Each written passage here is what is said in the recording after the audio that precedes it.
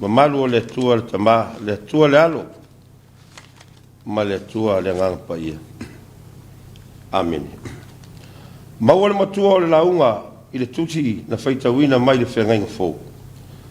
E wangali a luka i lona mata upo e lusful wha. A lona whai upo fastful fitu, ma le whai upo e fastful ma le walu. O te toi whaitawina. Ina ia tala ina fō i le salamo, ma le wha amanga luina o sala inu uma i lona ingoa. E a mata mai i Jerusalema, o mori mau fō i o tau i nei mea. Ai whai mai le manatu o tū o le nei aso. Mori mau. O mori mau. I oe Samoa e le atunu pele. E le fou le nei mori mau ola i lo so i fua whatu o tua. Ina ua taunu mai le tala le lei Samoa, matalia e tai o lo tunu. O ina na mori mau ina ai, e tua amo tatou matua, le alofa la veai, ma le alofa whaola o le tua, mo Samoa mo na tangata. E ui lava i le pongi sa, ma le ifo i tupua sa iai Samoa na mua. Wa la fwai, ma ua furitua i le pongi sa ola ai. Lea fo ina mori mau iai i le perfeta, o Isaia i le whengainga tuai.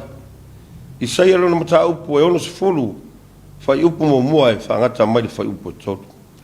Tula ia ina malamalama ia, a wā ua o mai lo malamalama. Wā lua e foi le pupula o le li i o lunga, wā whauta mai.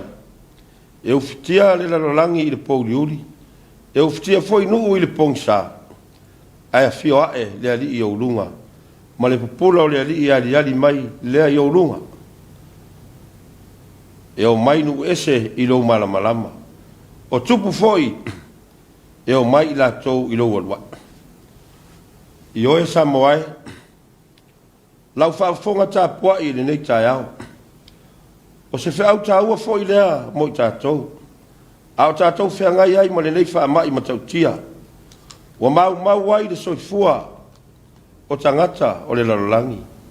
Ai mai se foi se o tātou o tunu. Peitai.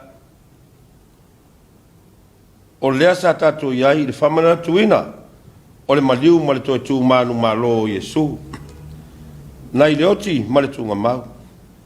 E le o le mori mau ola e ale nā, o lo tātou ola whaare whatotua.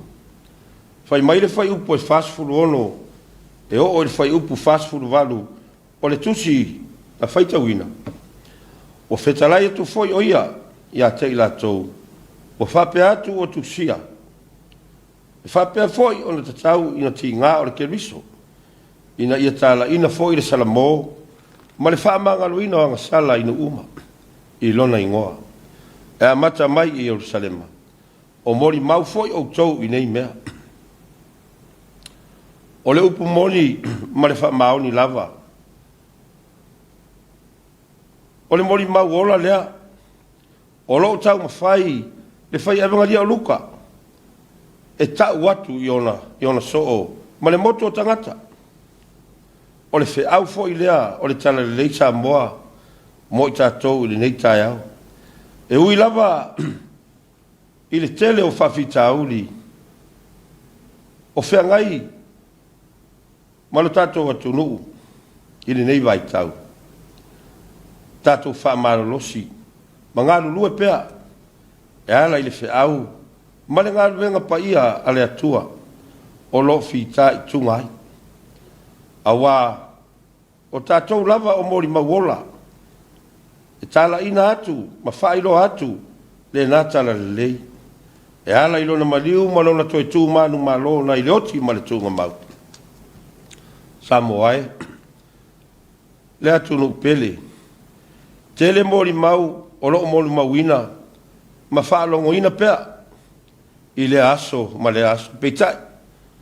O mori mau umana e ngata i lalo nei.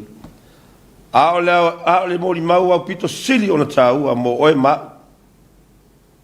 Ia tātou maua, le ola, ma le manuia, ma le ola i whaababau. O le mori mau foi lea, o lo o tautala ia i whai evangalia o Ioane. Whai mai aia, a wā o whapea lava o nā lofa mai o le atua i le lalolangi. Wa ia au mai ailo nā tari e tō tasi. Ina ia le whano se tasi e whatu tua ia te ia. A ia maua le ola e whawawa. Ono Yesu. Amene. Tātou vivi i le atua i rona vi inga o saunia.